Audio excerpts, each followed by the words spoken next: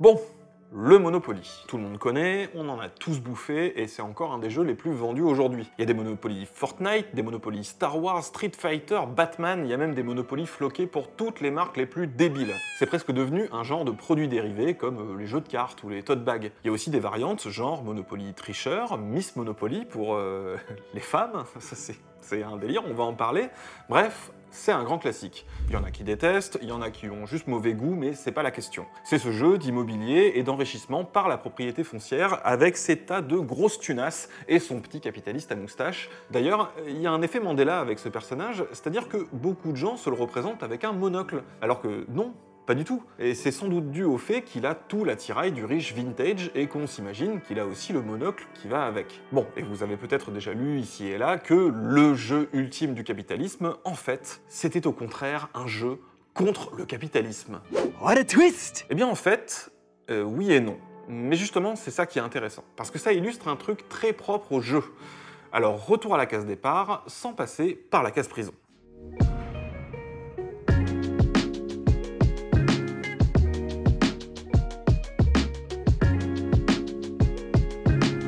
Alors déjà, c'est pas le Monopoly lui-même qui est une critique de quoi que ce soit. C'est plus précisément qu'il est une repompe d'un jeu inventé en 1904 par Elizabeth Magie, appelé The Landlord Game, le jeu du propriétaire terrien. Parce que chez les anglophones, le proprio c'est encore appelé littéralement le seigneur de la terre. Et effectivement, ce jeu-là, sa vocation, elle était pédagogique. C'était de montrer par ses mécaniques que la propriété privée foncière amenait, mécaniquement, à des monopoles et à une concentration des ressources entre les mains d'un seul, au détriment des autres. Et c'est toujours ce qui se passe dans le Monopoly, d'où le nom. Sauf que c'est juste le but du jeu, et puis c'est tout.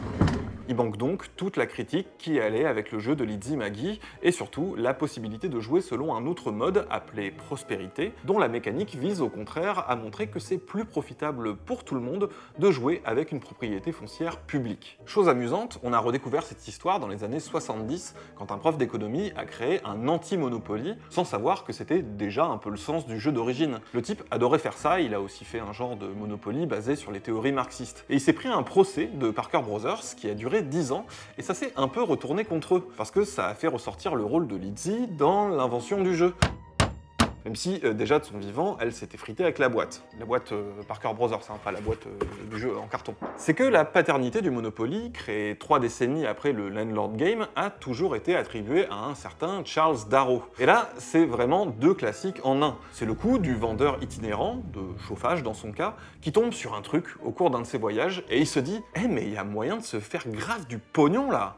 Vous l'avez breveté, emballé dans un joli papier cadeau plastique, et maintenant, vous le vendez. Voilà, vous allez le vendre. Et c'est aussi le coup du mec qui s'attribue les mérites du travail d'une meuf. Le plus ouf, c'est que le jeu d'Elizabeth Magie et ses variantes tournaient beaucoup, notamment dans des universités du Nord-Ouest, des cercles plutôt de gauche, et chez les Quakers. C'est des genres de communautés chrétiennes un peu old school et très égalitaristes. Mais c'est bien le Monopoly qui est passé à la postérité. Coup dur. Donc, c'est pas vraiment que le Monopoly serait anticapitaliste à la base. Et surtout, même le Landlord Game l'était pas vraiment. Ça, c'est un raccourci. Lizzie Magie défendait les théories économiques d'un certain Henry George. Tu me rappelles Georges politiquement. Faut quand même se rappeler que l'histoire des États-Unis, elle commence pas avec Reagan et leur turbo-capitalisme décomplexé comme on le connaît aujourd'hui. Il y a eu plein d'autres trucs avant, et même sans remonter à avant que des Européens se pointent pour piquer les terres et faire pousser des gratte-ciels sur un cimetière indien. Le georgisme, pour la faire simple, oui, ça s'appelle le georgisme, C'est rigolo est un mouvement qui considère qu'il ne devrait pas y avoir de propriété privée foncière car la terre est un bien commun. Ses utilisateurs devraient s'acquitter d'une taxe, une sorte de loyer versé à la collectivité qui financerait l'État et dont les surplus pourraient être redistribués là où ils font le plus besoin. Il y a donc une forte exigence de justice sociale, une remise en cause de la propriété, de la spéculation et des inégalités. Par contre, il considère que ça devrait être le seul et unique impôt.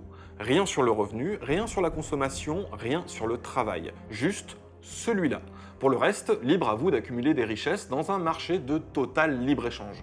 Le slogan, c'est Free Land, Free Men, Free Trade. Vous voyez comment ça reste très ricain comme logique, et ça fait très pionnier et tout. C'est important de le préciser parce que c'est plus vraiment le genre d'idée qu'on verrait défendu aujourd'hui, et du coup, c'est un peu dur à classer pour nous. Même si ça ressemble par certains côtés à du socialisme, les marxistes trouvaient ça pas terrible et que c'était même une façon d'essayer de sauver le capitalisme. Et même s'ils avaient parfois de la sympathie pour cette théorie, Les économistes ultra-libéraux l'ont beaucoup critiqué. And so the question is, which are the least bad taxes? And in my opinion, and this may come as a shock to some of you, the least bad tax is the property tax on the unimproved value of land, the Henry George argument from many, many years ago. On notera aussi, au passage, qu'en plus de défendre ça, Lizzie était très impliquée dans les luttes féministes de son temps et sur les droits des Afro-Américains. Donc on est vraiment dans une démarche progressiste qu'on peut situer dans la gauche de l'époque. Bon, en tout cas, vous voyez bien pourquoi c'est à l'origine du Monopoly. Et ça soulève deux points intéressants. Le premier, c'est comment elle cherchait à défendre des idées à travers les mécaniques d'un jeu, et pas, disons, son imagerie. Un jeu de loi de l'affaire Dreyfus ou un jeu de loi anti-allemand de la Première Guerre mondiale, il y a un propos politique, mais ça reste des jeux de loi. Et c'est pas non plus à travers une histoire. Dans les films, les séries ou la littérature, c'est plus évident qu'ils peuvent porter un message, une morale ou au moins une vision du monde. Et c'est aussi ce que font les jeux vidéo à histoire. Un Space Ops The Line et un Homefront, ça reste deux jeux de guerre. Et si leurs propos sont radicalement opposés, c'est pas parce qu'il y en a un qui en tire à la première personne et l'autre à la troisième. Non, dans le cas qui nous intéresse, c'est le système de jeu lui-même qui doit avoir un sens. En tout cas, c'était le pari que faisait Lizzie Magie ou encore H.G. Wells. Oui, lui, c'est l'auteur de SF, entre autres L'île du Docteur Moreau, L'homme invisible, La machine à explorer le temps. Le type de la guerre des mondes qui aurait créé un énorme mouvement de panique quand c'est passé à la radio, tellement les gens y ont cru. Sauf que ça, c'est pas du tout vrai, c'est une légende. Et il y a un autre truc qu'il adorait, c'était les petits soldats. Et comme ça lui suffisait pas de faire juste « piou piou piou, je suis Napoléon, je suis trop fort parce que c'est un adulte, quoi. Il s'agirait de grandir.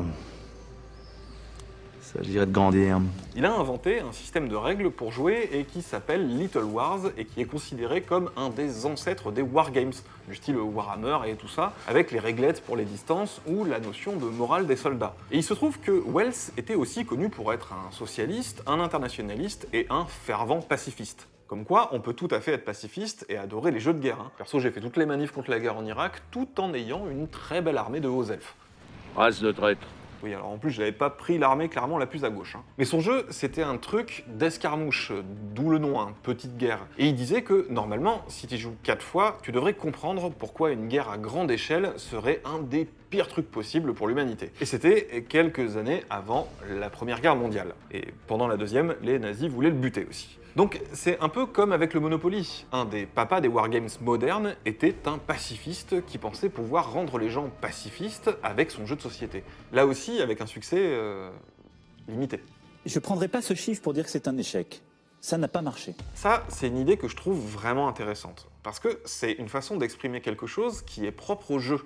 Il n'y a que eux qui peuvent vraiment faire ça comme ça. Dans notre vidéo sur Squid Game, on trouvait que le jeu, c'est une très bonne façon de parler de système, puisque le jeu, finalement, dépouillé de son enrobage, c'est juste ça. Un système. Et un système dont le fonctionnement va organiser les rapports entre des gens, les joueurs. Et chaque jeu va les organiser différemment, favoriser tel ou tel type d'action, de stratégie, de comportement, en défavoriser d'autres, voire les exclure complètement. Ils ne seront simplement pas permis. Papa, c'est pas grave si je te dis que je suis socialiste alors que j'étais au Front National au premier tour. Au contraire, si ça t'aide à gagner. Si vous jouez au Monopoly sans chercher à vous enrichir au détriment des autres, bah super, bravo à vous. C'est vrai que t'as l'air authentique comme gars. Ah ça, l'argent roi, ce n'est pas mon truc. Mais vous jouez mal au Monopoly du coup. D'ailleurs, entre parenthèses, je comprends pas quand les gens disent « on joue pas pour gagner, nous ». Bah vous jouez pas du coup. Parce que le but du jeu, c'est d'essayer de gagner le jeu. C'est le principe du jeu. Parce que vous pouvez aussi jongler avec les pions si ça vous amuse. Ok. Mais vous jouez pas au jeu là. Et c'est très chiant pour ceux qui essaient de jouer. Bref, ça veut pas dire que les jeux ont toujours l'intention de faire passer un message, qu'on pourrait les classer politiquement, ou qu'ils correspondent à une théorie précise, comme dans le cas du georgisme. Mais... georgisme... C'est rigolo. Mais tout jeu a au moins un système qui l'organise, lui, les relations entre ses joueurs et leurs relations avec le jeu lui-même. L'exemple évident, c'est le loup-garou. Loup-garou! Parce que c'est carrément un système de prise de décision collective. Et c'est même présenté comme un petit conseil de village. C'est un jeu de démocratie en fait. Mais ce qui est plus intéressant, c'est que cette vision de la démocratie, c'est pas tout le monde débat dans le grand marché des idées pour aboutir à la conclusion démocratique dans l'intérêt de tous. Non, c'est pas ça que vous faites au loup-garou. C'est ce que vous faites semblant de faire. Tout le monde sait qu'au loup-garou, il y a des intérêts opposés, des rapports de force qui s'affrontent dans ce petit conseil de village. Mais pas que, puisqu'il y a aussi les pouvoirs spéciaux, et leur simple présence va orienter les stratégies, y compris les stratégies de vote. La nuit tombe, le village s'endort, et le MEDEF se réveille. C'est marrant parce que tout le monde devient vraiment un politicien. Tu joues en défendant tes intérêts particuliers, mais, et c'est vital, en faisant genre que tu le fais pour le bien de tous. How can this be for the greater good? Et t'essaies de pas te mettre le chasseur à dos.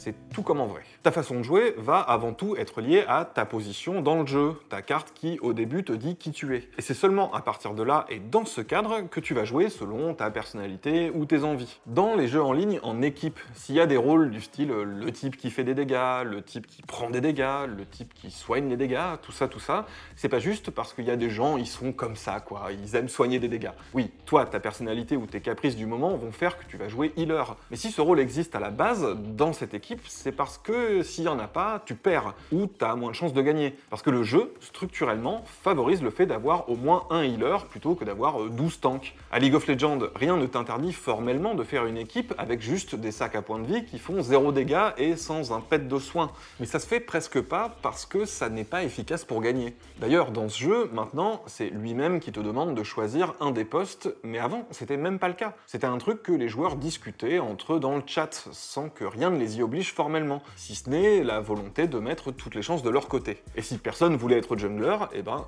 t'avais pas de jungler et c'est tout, et puis tu te faisais éclater, enfin, ou pas, mais quand même, si, très probablement. On peut aussi noter que les pratiques des joueurs font elles-mêmes système, sans forcément que ce soit formalisé. C'est ce qui va donner une méta qu'on peut modifier en changeant les règles. Par exemple, le pierre-feuille-ciseau, c'est une méta équilibrée. Chaque truc contre un truc qui est lui-même contré par un autre truc. Mais si tu introduis ce putain de puits là, ça change complètement la méta avec un truc qui en contre deux et qui est contré par un seul. Et du coup c'est de la merde. Arrêtez de jouer avec le puits. Pour revenir aux jeux de guerre, leurs différentes approches du sujet peuvent tout à fait venir de leur mécanique. J'attrape une arme, j'attrape 4 chargeurs, un masque à gaz, une grenade et je vais au front et je meurs comme un con 10 mètres plus loin. Eh bien cette arme, cette grenade, ce masque à gaz et ces 4 chargeurs, c'est quelqu'un qui l'a crafté pour moi. Quand t'es sur le front, que ça tire de partout, machin, que ça explose de partout, tu te dis, bon, bah tous les joueurs sont là. Pas du tout. Pas du tout, en fait. Au-delà du front, tu as des centaines de petites fourmis qui, à l'arrière du front, s'affairent pour alimenter le front. Moi, ça m'avait tellement étonné la première fois que j'ai joué au jeu. Et à l'arrière du front, c'était tellement vivant. En fait, t'avais des voitures qui venaient de partout, des mecs qui travaillaient, qui déchargeaient des bateaux, qui chargeaient des caisses, qui craftaient des armes, machin. Et je me disais, mais c'est incroyable que ces mecs-là, ils aient autant d'abnégation pour fabriquer des armes, pour alimenter le front, pour que la guerre puisse continuer à vivre, en fait. Je trouve ça génial, en fait. Je trouve ça absolument génial comme principe. Comme une particularité du jeu, c'est d'être interactif, c'est vraiment le meilleur médium pour la question du choix. Les choix qui peuvent être politiques, au sens large, ou bien moraux, éthiques, ou un peu de tout ça. Mais on comprend bien que c'est différent quand c'est l'histoire qui te propose un choix narratif. Dans ce cas, il y a des conséquences parfois énormes sur le scénario, mais sans lien avec le jeu lui-même.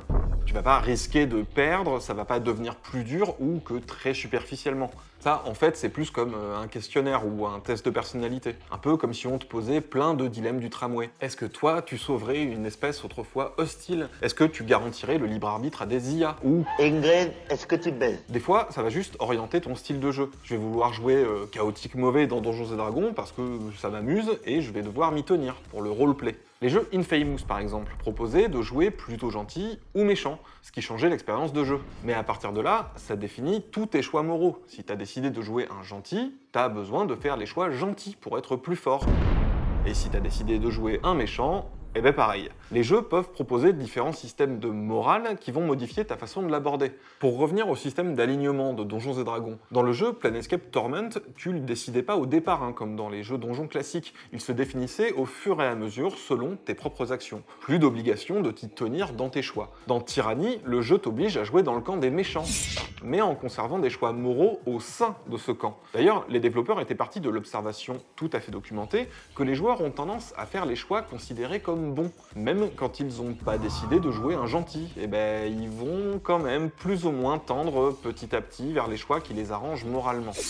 Ce qu'ils ont fait, c'est qu'ils ont essayé de construire un système de jeu qui infléchit cette tendance. Ce qui est vraiment beau, c'est que les choix peuvent être orientés par le gameplay d'une manière bien plus implicite. Et sans vous en rendre compte, à cause de ce flux tendu de thunes, vous allez changer votre approche du jeu. Car une seule chose est gratuite dans Darkest Dungeon, les personnages. Vous pouvez recruter tant que vous avez de la place dans votre caravane. Et si au début on s'attache à ceux-ci, on s'en détache d'autant plus vite qu'on comprend qu'ils sont la ressource la plus simple à obtenir. Et c'est là que le jeu te manipule pour faire un choix plutôt qu'un autre. Parce qu'on pourrait très bien prendre soin de chaque perso, prendre le temps de s'en occuper, mais cela demanderait énormément de temps. Le jeu, en nous agitant notre objectif devant le pif, nous déshumanise et fait de nous un joueur froid et calculateur, jetant les héros que nous avons trop usés pour servir notre soif de plus d'or et de plus de puissance. Un exemple connu de ce phénomène, c'est Papers, Please. En gros, on y joue à un petit fonctionnaire en poste à la frontière de sa dictature d'Europe de l'Est imaginaire. Et son taf, c'est de contrôler les papiers des gens. Là, on a une intention claire. Le jeu a un sujet explicitement politique et tout le décorum qui va avec. Mais il te demande pas de dire si tu trouves que c'est mieux d'être gentil avec les gens que d'être méchant. Là, si t'as pas envie de te montrer abject avec tes frères en humanité, eh ben très bien, sois gentil. Les conséquences de ton choix, va falloir les assumer. Il y en a qui ont essayé. Non mais je m'en fous, moi, qu'il y en ait qui a essayé. Ils ont eu des problèmes. Tu es toi-même surveillé, t'as un loyer à payer, une famille à nourrir, un proche malade, etc. Tu sacrifies tout ça pour être un parangon de vertu ? Pas si simple, hein. Tu vas être cool avec ce type que tu connais même pas et qui est peut-être mal intentionné alors que t'as besoin du pognon. Le génie du truc, c'est que, là je schématise, hein, mais ça passe par des dizaines et des dizaines de petits gestes, de petits choix quotidiens, un peu toujours dans la panique et sur le moment. C'est vraiment un exemple parfait où c'est les mécaniques du jeu qui te montrent des phénomènes dont veut parler le jeu, qui dit quelque chose sur son sujet. Mieux que te les montrer, il te les fait vivre. Et je trouve ça d'autant plus admirable qu'il n'y a que le jeu au sens large qui peut faire ça. Il y a vraiment une cohérence totale entre le médium et le propos. Le studio polonais 11 Bits, ils ont l'air assez au taquet là-dessus. Leur Frostpunk, ils te demandent pas juste si t'es pour le travail des enfants. Il te fait bien ressentir le manque de main-d'œuvre si tu le décrètes pas. Bon, on va dire que c'est voté alors, hein. De toute façon, j'ai rien compris. Ton choix a toujours un coût. Surmontable, mais un coût. Et ils sont même pas dans le délire, le côté obscur c'est la facilité, et si tu veux être gentil, ça va juste être plus dur. Être une raclure avec les habitants, quand bien même ça te ferait rien émotionnellement, ça se paye aussi, du fait de la présence d'une mécanique de mécontentement. Si tu veux éviter le game over, va falloir relâcher la bride, ou au contraire réprimer encore plus, ou trouver d'autres stratégies pour compenser. Comme c'était pas assez complexe, il y a une jauge différente pour gérer l'espoir qui change encore la donne. Journal de bord du capitaine, première entrée. Ah! On est foutus, on va crever! Je sais pas quoi faire! Ah! Ils avaient la même philosophie sur This War of Mine, pour exprimer ce que c'est d'être un civil dans une guerre. Ils l'ont vraiment fait d'une façon que seul un jeu peut faire. Quand deux gosses viennent te demander des médocs pour leur moment, ça se limite pas à donner ton avis facile sur le choix en mode oui, non. Shame. Shame, shame, shame! Shame on you!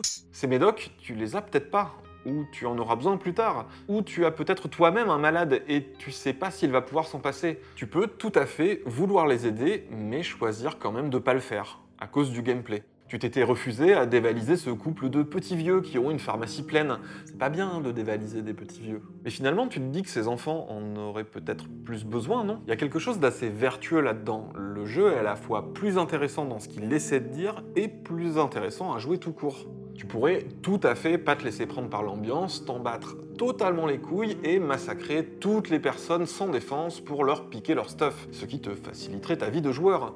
Ce serait le cas s'ils n'avaient pas introduit un système de morale qui fait que les persos peuvent le vivre très mal si tu leur fais faire des horreurs, et se sentir mieux s'ils aident les autres, le tout selon leur personnalité. Ah, il est de bonne humeur. Il a tué un mec avec une hache. Ah, j'ai sauvé cette fille, je me demande si quelqu'un ferait de même pour nous. Là où le gameplay aurait pu favoriser la survie égoïste, la solidarité est aussi récompensée grâce à l'introduction de cette mécanique. C'est pas pour rien si le jeu à vocation pacifiste de Wells est réputé pour avoir amené une mécanique de morale dans les wargames. Pour finir, quand 11 Bits a sorti une extension avec la gestion des enfants, ils ont donné des bénéfices à des orgas qui s'occupent d'orphelins de guerre. Et puis, quand la Russie a envahi l'Ukraine, ils ont donné pendant une semaine les ventes à la Croix-Rouge juge pour aider les victimes civiles. On peut penser que c'est pas grand-chose, mais faut admettre qu'il y a une cohérence globale. On voit à quel point le jeu peut être un outil unique pour faire passer des choses. Une vision du monde, des questionnements moraux et même des thèses politiques ou économiques. C'est toujours le cas avec les jeux de gestion et les city builders, puisqu'on vous demande littéralement de mener une politique publique et économique. Il n'y a même pas besoin que les créateurs aient spécialement envie de dire quoi que ce soit. Juste les outils qu'on vous propose pour le faire et les conséquences que le jeu définit qu'ils ont sont une vision du monde, de comment marche le monde, au moins celui du jeu. D'ailleurs, à part dans les cas où on recherche un propos spécifique, ces mécaniques vont surtout se baser sur la vision courante, la vision dominante. On va par exemple rechercher la croissance, voire des logiques commerciales ou consuméristes. C'est pas absolu, mais c'est une tendance lourde et c'est tout à fait normal. Le jeu lui-même a été fait dans un système qui favorise certaines choses. Et ça va avoir une importance, vous allez voir. Ça n'empêche pas d'imaginer des jeux qui proposent une progression en décroissance. Mais là, c'est vraiment intentionnel, ça devient un acte politique. Et bien sûr, un City Skyline, avec son développement urbain, ses industries, son tourisme et ses zones commerciales, il présente pas la même logique qu'un Banished, avec sa communauté d'exilés médiévaux et son espèce de communisme primitif. Faut noter aussi que, du fait de leur fonctionnement, paradoxalement, les jeux de gestion vont plutôt relever d'une logique de planification. La planification écologique. De même, c'est rare qu'ils favorisent l'accumulation de ressources. C'est valable pour les jeux de stratégie aussi. En général, si t'as pas dépensé tes ressources, c'est que t'as moins bien joué que t'aurais pu. Là, c'est des gameplays qui illustrent une politique publique, c'est assez évident le parallèle. Mais c'est courant de se servir des jeux comme analogie, vu que c'est des modèles un peu expérimentaux et très simplifiés. Il y a par exemple souvent des gens qui s'amusent à présenter Mario Kart comme un système de gauche parce qu'il y a une sorte de régulation qui réduit les écarts. Les premiers ont de plus mauvaises armes que les derniers. C'est ce qui fait que c'est un jeu assez accessible et convivial, où tout le monde peut s'amuser malgré les différences de niveau. Alors, entre parenthèses, là-dessus, moi je trouve pas ça ouf de gauche, parce que votre truc, ça m'a plutôt l'air d'être une conception, je dirais, sociale-libérale. L'économie, c'est toujours une course où on cherche à être le meilleur au détriment des autres, et où on considère qu'il y a à peu près égalité des chances au départ. Faut juste aider un peu les plus nuls. On l'a dit, il y a plein de variantes du Monopoly. Ils ont tapé des délires du style Miss Monopoly qui se veut utiliser le jeu pour sensibiliser sur des choses comme l'écart salarial, en avantageant les femmes qui gagnent plus d'argent dans le jeu, mais je comprends pas trop ce qu'ils essaient de montrer avec cette mécanique, et je suis pas sûr que Lizzie Maggie, qui elle était vraiment féministe, l'aurait vu comme ça. Je pense aussi que si une fille gagne à ce jeu, les autres joueurs se diront probablement « Ben oui, mais c'était plus facile pour toi, donc ta victoire a moins de valeur ». Or, est-ce que la victoire sociale des hommes a moins de valeur dans une société patriarcale parce qu'elle est facilitée par cette dernière? Peut-être. Est-ce que les joueurs vont s'en rendre compte en jouant à ce jeu? Pas sûr. Par contre, est-ce que les femmes vont la voir mauvaise qu'on leur dise qu'elles ont gagné mais que pour ça il a fallu que le jeu les aide? Allô? Y'a personne au bout du fil? Faut réfléchir, McFly, faut réfléchir. Oui, d'accord. Et comme le principe de cette version, c'est mettre en avant la contribution des grandes créatrices, Hasbro en a profité pour lui rendre hommage à elle qui a été une pionnière de ce type de jeu, celui inventé par Charles Darrow. Putain, mais les gars, quoi. Ils ont aussi fait leur propre jeu Monopoly version socialisme, pour montrer comment le socialisme c'est trop nul. Et le plus beau là-dedans, c'est que ça chie sur des concepts que le jeu d'origine cherchait à défendre, genre le fonds collectif. Je sais même pas s'ils l'ont fait exprès en fait. Clairement, ça a été fait par des gens qui ont aucune idée de ce que sont les idées socialistes, du style, les taxes, elles sont pas payées par les joueurs, mais par le fonds commun et données à la banque privée. Pareil quand tu dois payer le salaire minimum, ce qui est très mal du coup dans le jeu, apparemment. Je pense c'est vraiment le genre de personnes qui disent des trucs du style « Ah alors si c'est le communisme, je peux te prendre ton pull !» Non, c'est toujours mon pull. Pourquoi tu aurais le droit de me prendre mon pull? L'appart où vous vivez, vous dites bien « mon appart », même quand c'est un appart que vous louez à un proprio. Bah alors qu'est-ce que vous comprenez pas? Vous avez quel âge? 6 ans?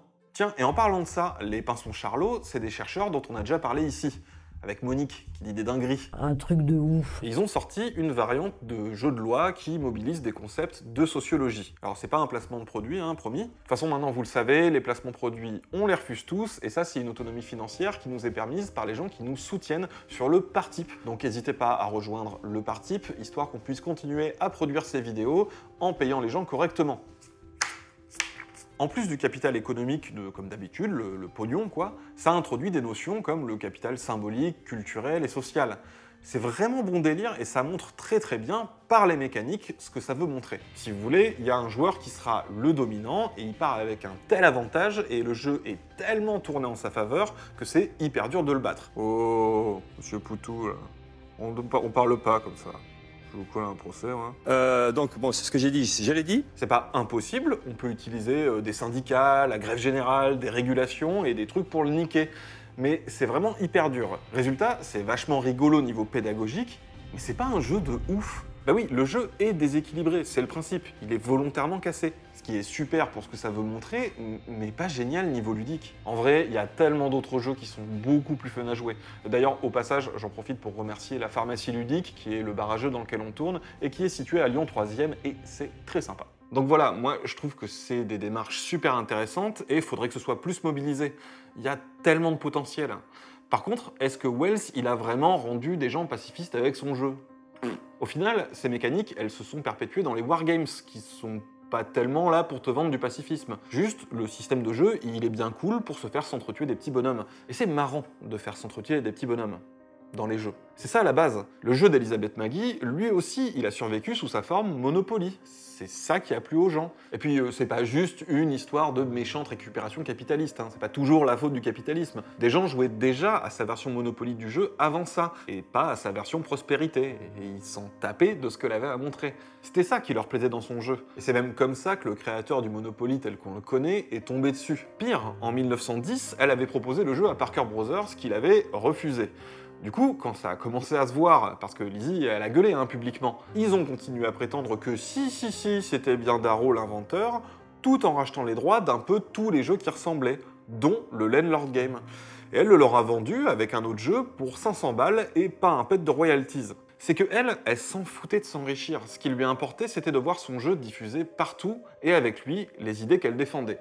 Parker Brothers en a bien produit des copies hein, pour garantir le brevet, mais sans matériel pédagogique et à très peu d'exemplaires. Parce que le but de la manœuvre, ça n'a jamais été de le diffuser, c'était de laisser le champ libre au Monopoly. Ils ont acheté le brevet pour tuer le jeu de Maggie et assurer au Monopoly le monopole. Résultat, le Monopoly de Darrow, c'est des centaines de millions de copies vendues et il a touché des droits dessus toute sa vie. Le type est devenu le premier millionnaire du jeu de société. C'est d'une telle ironie, avouez que c'en est presque beau. Mais je dirais pas que Lizzie, elle s'est plantée pour autant. Limite, elle avait vu trop juste. Elle s'est fait niquer son jeu par des mécaniques similaires à celles qu'elle voulait dénoncer.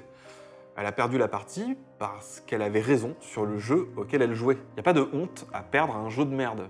Pas plus qu'il y a de quoi être fier d'y gagner. La bonne chose à faire, c'est d'en tirer les bonnes leçons.